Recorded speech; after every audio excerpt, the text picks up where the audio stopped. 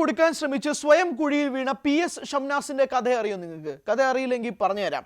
Action hero Biju 2 രണ്ടാം ഭാഗത്തിന് വേണ്ടി അക്ഷമരായി പ്രേക്ഷകർ കാത്തിരിക്കുകയാണ്. നമുക്കറിയാം, നിവിൻ പോളിയും എബ്രിഡ് ഷൈനും ചേർന്ന് 2014 ഒരുക്കിയ സിനിമയുടെ രണ്ടാം ഭാഗത്തിന് വേണ്ടിയിട്ട് PS ഷംനാസ് എന്ന നിർമ്മാതാവ് വരുന്നു.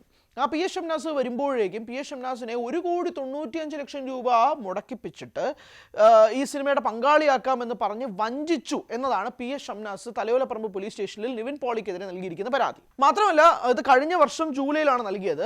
ഈ പരാതി നൽകിയതിന് പിന്നാലെ ഒരു കാര്യം കൂടി ഷംനാസ് പറയുന്നുണ്ട്. അതായത് ഈ വിതരണാവകാശം നിവിൻ പോളി മറ്റൊരാൾക്ക് കൂടി നൽകി. അതായത് ഈ പറഞ്ഞ് പറ്റിച്ച് വഞ്ചിച്ച് ഏകദേശം 1,95,00,000 രൂപയോളം തന്നെ കൊണ്ട് മുടക്കിപ്പിച്ചു എന്നാണ് ഷംനാസ് പറയുന്നത്. ഇതിനു വേണ്ടിയിട്ട് ഷംനാസ് ചെയ്തത് എന്താണെന്നറിയോ? വ്യാജരേഖകൾ കുറേ ഉണ്ടാക്കി. വ്യാജരേഖകൾ ഉണ്ടാക്കി നിവിൻ പോളിയെയും എബ്രിഡ് ഷൈനെയും ഒക്കെ കൊടുക്കാൻ വേണ്ടിയിട്ട് ശ്രമിച്ചു. അപ്പോൾ നിവിൻ കൃത്യമായിട്ട് തന്നെ ഇതപ്പം തന്നെ പറയുന്നുണ്ട്. നിവിൻ ഇതിനെതിരെ കേസൊക്കെ കൊടുത്തതാണ്. അപ്പോൾ തൊട്ട് തന്നെ ഇതിൻ്റെ കേസുമായി ബന്ധപ്പെട്ട് ഇതിൻ്റെ വാദങ്ങളൊക്കെ നടക്കുന്നുണ്ട്. അപ്പോൾ ഷംനാസ് പറയുന്നത് തന്നെ വഞ്ചിച്ചു, തൻ്റെ ഇതിൽ നിന്ന് പണം തട്ടി ഈ സിനിമയുടെ നിർമ്മാതാവാക്കാം പങ്കാളിയാക്കാം എന്നൊക്കെ പറഞ്ഞ് പറ്റിച്ചു എന്നുള്ളതാണ് പറയുന്നത്. ഈ സിനിമയുടെ ഈ സർവ്വമായുടെ പ്രൊമോഷൻ ഇടയിൽ തന്നെ നിവിൻ പോളി ഈ ആക്ഷൻ ഹീറോ ബിജുവിൻ്റെ രണ്ടാം ഭാഗത്തെ പറ്റി പറഞ്ഞപ്പോൾ അത് കുറച്ച് പ്രശ്നത്തിൽ ഇരിക്കുകയാണ്.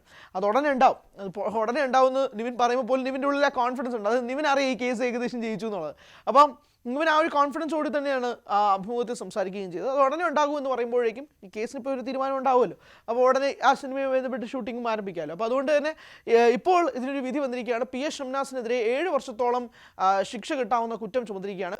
ഈ കേസുമായി ബന്ധപ്പെട്ട് ഷംനാസിനെതിരെ BNS 229, 236, 237 ഈ വകുപ്പുകളാണ് ഷംനാസിനെതിരെ ചുമത്തിയിരിക്കുന്നത്. കോടതിയിൽ തൻ്റെ വാദം തെളിയിക്കാൻ വേണ്ടിയിട്ട് വ്യാജരേഖകൾ, വ്യാജ സത്യവാങ്മൂലങ്ങളൊക്കെ നൽകിക്കൊണ്ട് കോടതിയെ കബളിപ്പിക്കാൻ ശ്രമിച്ചു എന്നുള്ളതാണ് കേസ്. ഏകദേശം 7 വർഷത്തോളം ഈ അകത്താകാൻ വകുപ്പുള്ള കേസാണ് ഷംനാസിനെതിരെ ചുമത്തിയിരിക്കുന്നത്. അതായത് സ്വയം കുഴിച്ച കുഴി സ്വയം വീഴുന്ന കാഴ്ചയാണ് ഉണ്ടായിരിക്കുന്നത്. വൈക്കം കോടതിയാണ് ഇപ്പോൾ ഈ കേസുമായി ബന്ധപ്പെട്ടൊരു വിധി പറഞ്ഞിരിക്കുന്നത്. ഈ PS ഷംനാസ് നിവിൻ പോളിക്കോ സംവിധായകനായ എബ്രിഡ് ഷൈനോ അപരിചിതനല്ല. മഹാവീര്യർ എന്നൊരു സിനിമയ്ക്കകത്ത് സഹനിർമ്മാതാവായിരുന്നു PS ഷംനാസ്. മഹാവീര്യർ 2022 റിലീസ് ചെയ്ത സിനിമയാണ്. ജൂലൈ 21, 2022 റിലീസ് ചെയ്ത സിനിമയാണ്. ആ സിനിമയുടെ സഹനിർമ്മാതാവാണ് PS ഷംനാസ്. അപ്പോൾ ആ സിനിമ തിയേറ്ററിൽ വലിയ വിജയമായിരുന്നില്ല.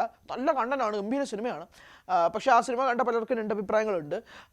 എന്തായാലും ആ സിനിമയുടെ സഹനിർമ്മാതാവ് PS ഷംനാസ് പിന്നീട് ആക്ഷൻ ഹീറോ ബിജുവിൻ്റെ രണ്ടാം ഭാഗത്തിലും സഹനിർമ്മാതാവ് ആകാം എന്ന് പറഞ്ഞുകൊണ്ടാണ് 2 കോടിയോളം രൂപ നിവിൻ പോളി പറ്റിച്ചു എന്ന് പറഞ്ഞിട്ട് ഇതിൻ്റെ അവകാശം വേറൊരാൾക്ക് കൊടുത്തു. ഇതാണ് ഷംനാസ് പറഞ്ഞത്. ഈ ഷംനാസ് അത് വാദിക്കാൻ വേണ്ടിയിട്ട് വ്യാജരേഖകൾ ഉണ്ടാക്കി കോടതിയെ കബളിപ്പിക്കാൻ ശ്രമിച്ചു. അതെല്ലാം വ്യാജരേഖയാണെന്ന് കോടതി കണ്ടെത്തി. അത് കണ്ടെത്തിയതിന് പിന്നാലെയാണ് ഇപ്പോൾ 7 വർഷത്തോളം നീണ്ടു നിൽക്കുന്ന ഈ തടവും കൂടി കൊടുക്കാനുള്ള സാധ്യത. ഈ നിവിൻ പോളിക്ക് നല്ല നേരമാണെന്ന് പറയുന്നത് വെറുതെ അല്ല.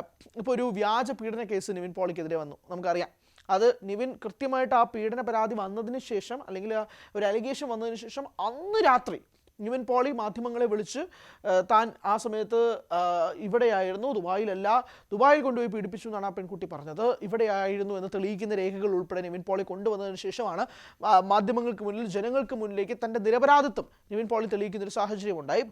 പിന്നീട് എന്തുകൊണ്ടാണെന്ന് ആ പരാതിക്കാരോട് ചോദിച്ചപ്പോൾ ആ പരാതിക്കാരി പറഞ്ഞത് താൻ ആ ഉറക്കപ്പിച്ചിൽ ഡേറ്റ് മാറിപ്പോയതാണെന്നുള്ള വിചിത്രവാദവും കൂടി ആ പെൺകുട്ടി പറഞ്ഞതിന് ശേഷമാണ് പിന്നീട് നിവിൻ ആ ഒരു കേസുമായി ബന്ധപ്പെട്ട് നിവിൻ ഒരു ക്ലീൻ ചിറ്റ് ജനങ്ങളുടെ ഭാഗത്തു നിന്നും എല്ലാവർക്കും സത്യം മനസ്സിലാവുകയും ചെയ്യുന്നത്.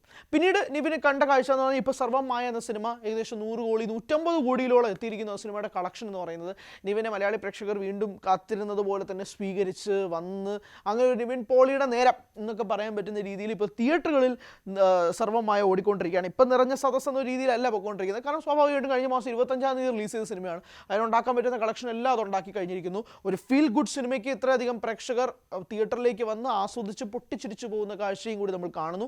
അഖിൽ സത്യനാണ് ആ സിനിമ സംവിധാനം ചെയ്തിരിക്കുന്നത്.